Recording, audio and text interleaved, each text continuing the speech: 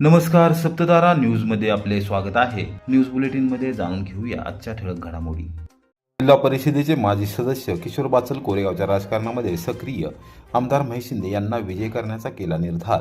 कोरेगाव तालुक्यातील राष्ट्रीय काँग्रेससह राष्ट्रवादी काँग्रेसचे तालुकाध्यक्षपद भूषवलेले ज्येष्ठ नेते किशोर बाचल यांनी विधानसभा मतदारसंघाच्या राजकारणामध्ये सक्रिय होत महायुतीमधील घटक पक्ष असलेल्या राष्ट्रवादी काँग्रेस पक्षामध्ये काम करण्याचा निर्णय घेतला आहे.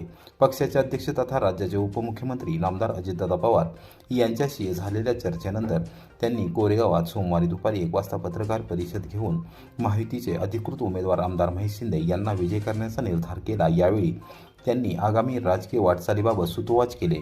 सातारा जिल्हा मध्यवर्ती सहकारी बँकेचे चेअरमन खासदार नितीन काका पाटील, आमदार महेश शिंदे, जिल्हा बँकेचे संचालक सुनील खत्री, जिल्हा नियोजन समितीचे सदस्य राहुल प्रकाश बर्गे, राष्ट्रवादी काँग्रेसचे तालुकाध्यक्ष शिवाजीराव महाडिक, विधानसभा मतदारसंघाचे अध्यक्ष श्रीमंतदादा झांजुर्णे, कोरेगावचे माजी सरपंच ॲडव्होकेट प्रभाकर बर्गे, सूर्यकांत बर्गे, शहराध्यक्ष राहुल सुधाकर बर्गे यांच्यासह भाजपचे तालुकाध्यक्ष संतोषाबा जाधव, कोरेगाव विकास आघाडीचे पदाधिकारी, आजी माजी नगरसेवक यांच्यासह मान्यवर यावेळी पदाधिकारीसह उपस्थित होते.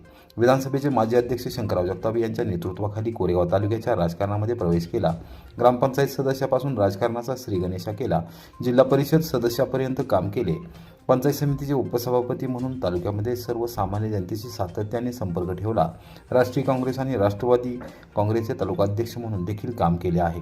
गेली काही वर्ष राजकारणापासून अलिप्त राहिलो होतो, मात्र खासदार नितीन काका पाटील यांनी भेट घेतली आणि चर्चा केली. आपण आपले जीवन सर्वसामान्य जनतेसाठी वाहून घेतले आहे, त्यामुळे राजकारण आणि समाजकारणामध्ये थांबता येणार नाही असे सांगत त्यांनी कोरेगाव विधानसभा मतदारसंघात सक्रिय होण्याबाबत सूचित केले.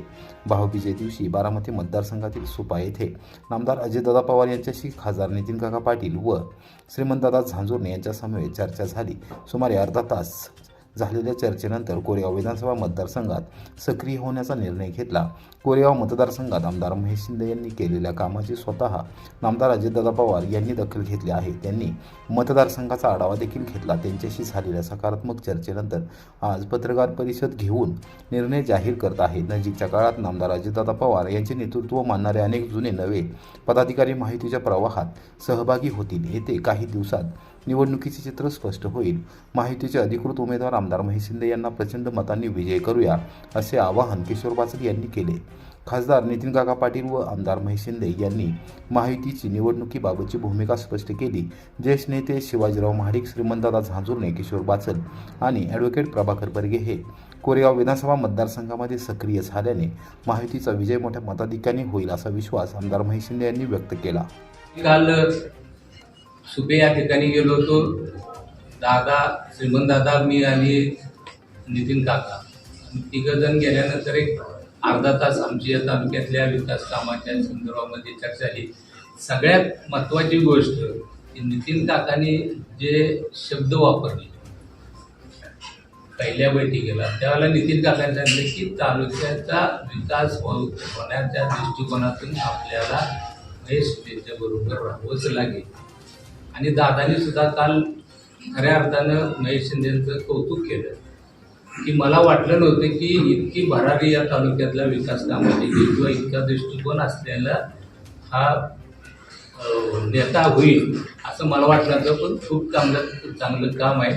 तुम्ही सर्वजण खूप ताकदीनुसार त्यांच्याबरोबर राहा.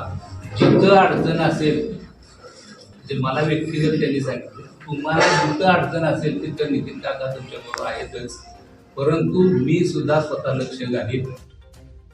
महायुतीचे उमेदवार आमदार महेश शिंदे यांच्या प्रचारार्थ मुख्यमंत्री नामदार एकनाथ शिंदे यांची मंगळवारी जाहीर सभा. पोलीस अधीक्षकांनी घेतला बंदोबस्ताचा आढावा.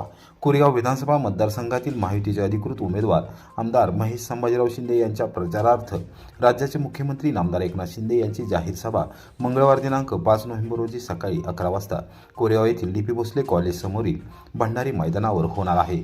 सभेच्या पार्श्वभूमीवर तयारीची पाहणी आणि बंदोबस्ताचा आढावा पोलीस अधीक्षक समीर शेख यांच्यासह वरिष्ठ पोलीस अधिकाऱ्यांनी सोमवारी सायंकाळी 6 वाजता घेतला.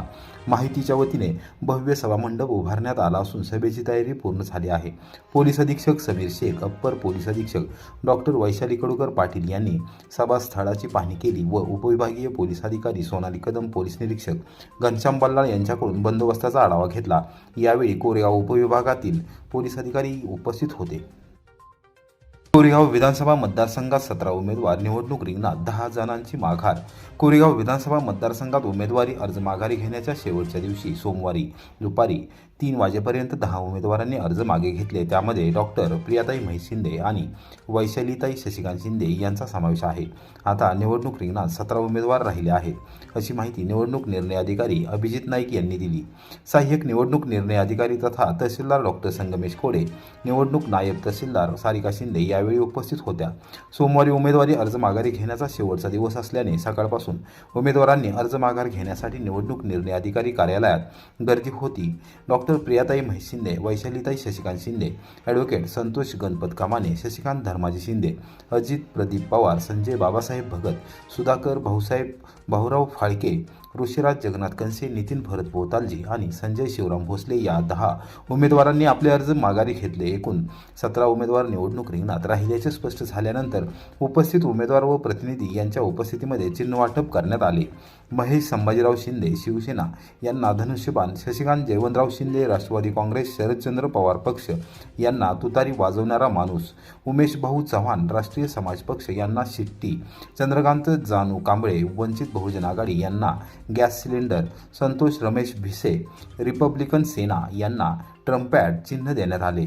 अपक्ष उमेदवार म्हणून निवडणूक रिंगणात असलेल्या अनिकेत दत्तात्रय खताळ टेबल, उद्धव आत्माराम करणे गॅस शेगडी, तुषार विजय मोतलिंग बासरी, दादासाहेब वसंतराव ओहवाळ शिवणयंत्र, महेश किसन शिंदे पेनाचे निंब, Mahesh Madhav Kamble violin, Mahesh Sakharam Shinde pendulum, Mahesh Sambhajirao Shinde cycle pump, Sadashiv Sitaram Rasal कढई, सचिन सुभाष महाजन ऑटो रिक्षा, सोमनाथ शंकर आवळे खाट आणि संदीप विष्णू साबळे किटली हे चिन्ह देण्यात आले आहे, अशी माहिती अभिजित नाईक यांनी दिली.